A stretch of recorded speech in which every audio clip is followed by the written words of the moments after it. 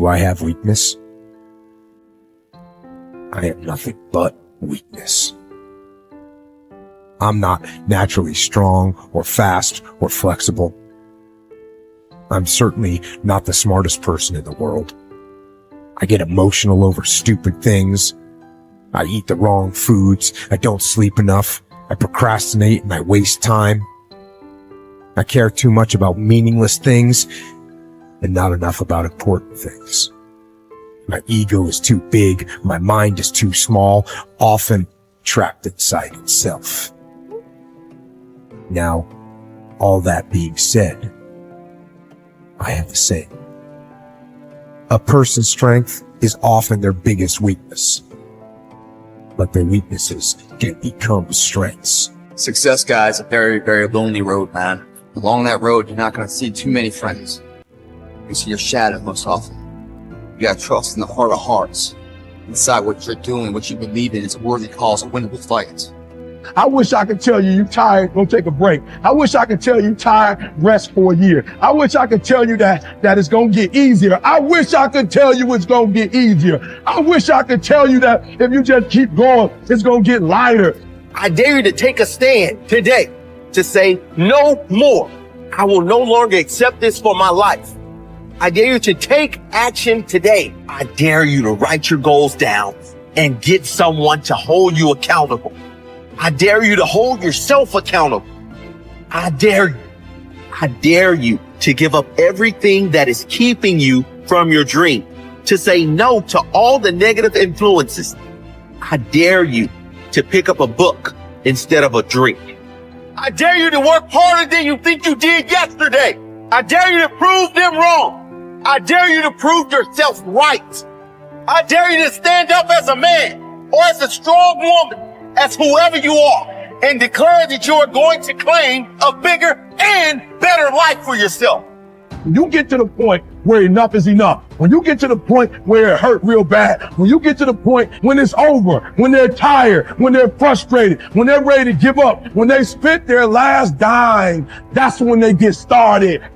But what you cannot do is you cannot quit during the process. You cannot give up because it ain't what you see. You cannot give up. Pain is there to make you better. Without struggle, there can be no victory. And let me tell you, when you've been through pain, when you fought for where you are, you ain't gonna let anyone take away what you got. When you've earned it and paid your dues and suffered and failed, been hurt and been down, and you get back up, when pain and struggle comes to face you again, you look it in the face and stand it down. Because you've been through too much. You're too strong now. Everything that has happened to you up until this point has made you who you are. And it will continue to mold you into who you will be. How do you overcome the suffering of life? Is be a better person. That's how you do it. Well, that's hard.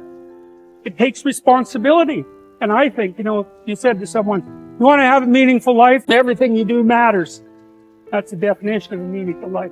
But everything you do matters. You're going to have to carry that with you. Or do you want to just forget about the whole meaning thing, and then you don't have any responsibility because who the hell cares? And you can wander through life doing whatever you want, gratifying impulsive desires for how useful that's going to be. And you're stuck in meaninglessness, but you don't have any responsibility. Which one do you want? Well, ask yourself, which one are you pursuing? And you'll find very rapidly that it isn't the majority of your soul that's pursuing the whole meaning thing, because, well, look what you have to do that. You have to take on the fact that life is suffering. You have to put yourself together in the face of that. It starts with yourself, man. You got to start diving into those things that you're afraid of. You don't gain confidence by going to a spot that makes you feel good. It's going to be a false reality. And the second life gives you that challenge, all you want to do is go back to what made you confidence or what gave you confidence. Is that happy spot? No. What gives you confidence, what gave me confidence, was spending years at a kitchen table trying to learn how to read and write on my own. Realizing I can't learn the way you learn. I can't. But I can learn. What gives you confidence, not being afraid, is overcoming the fear. I used to stutter severely bad. So right now, I don't know how many people are going to watch this. You know what gives me confidence? Is knowing I no longer care. if I sit here and start stuttering. That's what gives me confidence, is facing these things, overcoming them. And maybe not overcoming them every day. Facing and facing and facing. Pretty soon like this, you know what, man, this is where it's at. It's not in that comfort zone. It's in the discomfort zone is where my confidence is getting built. That's where it's getting built. The people want an easier answer. There has to be an easier way. It's not. I'm sorry. I searched for it my entire life. I did. I lied. I did everything. And I still felt empty. I walk around with a backpack with all my stuff in it and no car. And I walk around happiest person in the world. Have nothing. Happy as hell. It's because I found out the whole key to life. It's not in all that. You have to face yourself. So many people live to be 100 years old and they die miserable, having everything, because they never examine. I call it my live autopsy. You never examine this. Happiness, peace, enlightenment, it's all up here, man. It's all up here. And when I start talking like this, people are, man, I don't know. It's the truth, man. It's all up here. You just got to go and face it. That's the hard part. Attitude is a reflection, a result of a person's will. It is incalculably powerful. It can bring about marvelous results for us, but we need to train it patiently, day by day.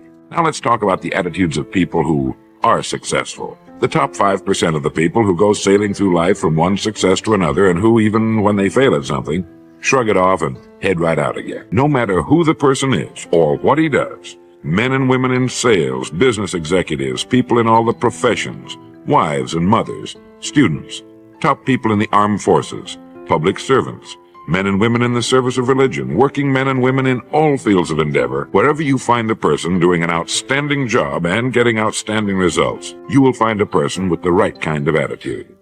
These people take the attitude toward themselves that they can accomplish what they set out to accomplish, that there's no good reason on earth why they can't be competent, successful. They have a healthy attitude toward themselves and, as a result, toward life and the things they want to accomplish.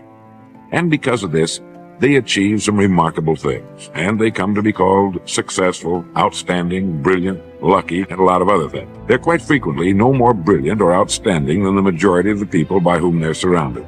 But they did develop the right attitude, and they found their accomplishments not too difficult, and many times surprisingly easy, simply because it seems that so few are really trying, really believe in themselves. Successful people come in all shapes and sizes and in widely varying degrees of intelligence, background, and so on. But they all have one thing in common. They expect more good out of life than bad. They expect to succeed more than they fail. If you want something worthwhile, take the attitude that there are a lot more reasons why you can have it than there are that you cannot, and set out to earn it. Go after it, work at it, ask for it, and 9 times out of 10, you'll get it. Our environment is really a mirror of our mental attitude. If we don't like our environment, we have to change our attitude first.